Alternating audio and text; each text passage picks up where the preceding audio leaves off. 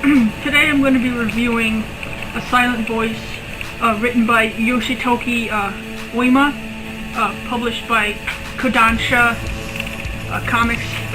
There is a total of 7 volumes in the series. I just recently finished the 7th, so I'm all caught up, all read up. So, basically, the 2 main characters are Shoya and Shoko. She's deaf. They met in, I think, middle school. I don't remember which grade exactly, but when they went to school together, he bullied her, and he got a bunch of his other friends in on bullying her, and really the only reason that they bullied her was because she was deaf.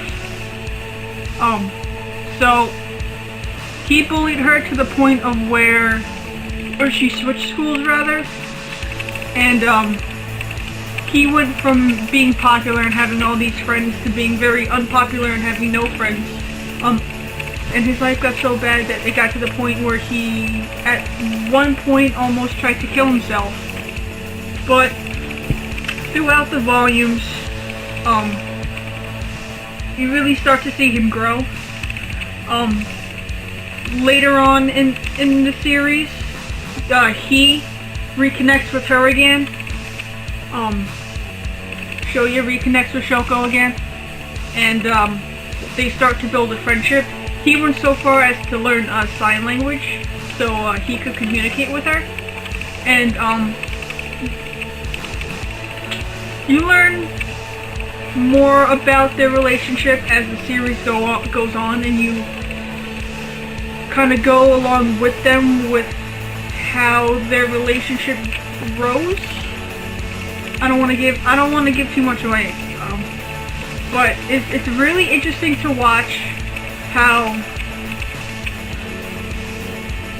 just this one person could change the entire course of a whole group of people's lives, which is exactly kind of what she did. Well, I mean, I guess kind of both of them, but mostly her. If it wasn't for her, everything that happened would not have happened, and everyone's lives would have been completely different. But you see, after they reconnect, they start to reconnect with the group of people that they were friends with in middle school, and you start to learn their stories and how they're connected to her, and like how they feel just in general. So throughout the 7 books, it really strongly develops, and that's kind of what I liked about it. Like, I feel like nothing else that I've read so far had a story develop this much, and the characters develop this much, if you get what I mean.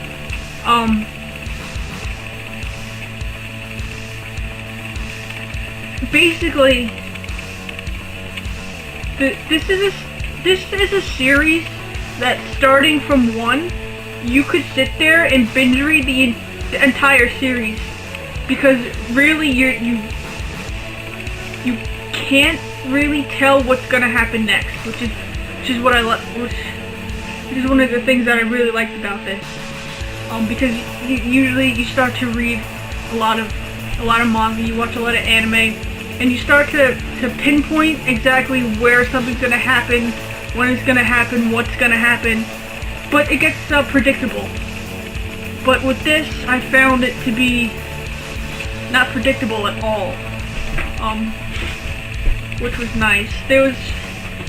I gotta say, there's a lot of violence throughout it. Not a lot, but there's a decent amount of violence that goes on in this series between the kids. And again, it's all the stuff that you don't expect to happen, and then it happens and you're like blown away because you weren't expecting it. So I really enjoyed this series. However, I thought the ending I thought the ending could have been better. I wasn't pleased with the way it ended, but I'm really into the romancy type, so I wanted something to happen, and it didn't. And basically, just between them two, the way that their relationship grew and how strongly it grew, you kind of expect them to end up together, but the way it ends is it's not very clear on what happens. I want to think that the way that they ended it is kind of, that was the start of them in a new way, but it doesn't go into that much detail. It doesn't say anything. So that was the only bad thing. That was the only bad thing about it, was I thought, not that the ending was rushed, because it wasn't. I thought it could have ended in a better way than it had. But like the last 2 or 3 volumes was very intense. So I feel like the ending didn't really live up to your expectations. Well, my expectations.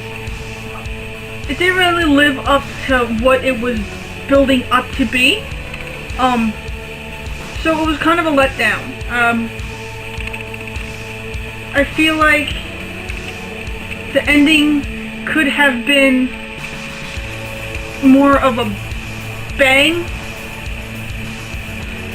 because the climax was so great up to that point, and then it just kind of straight down. It didn't really have anything more after, like, the second to last chapter, I want to say. So that's the only thing that disappointed me with this series, was that ending. I just felt like it could have been better. They could have given us more than what they did, because it kind of leaves you to your own imagination, which happens a lot in mangas. But I don't know. Unless they're gonna come out with a volume 8, which I don't think they are. It was kind of, I'm just gonna stick with this word. It was a letdown. So that was kind of disappointing. But other than that, it was a fantastic series. If you want a story with really good plot development, really good character development, just a really good story overall, this is something to read. It's like slice of life, school, drama type manga. Nothing really romancy, which is what you kind of expected at the end. And but other than that, still it was really good.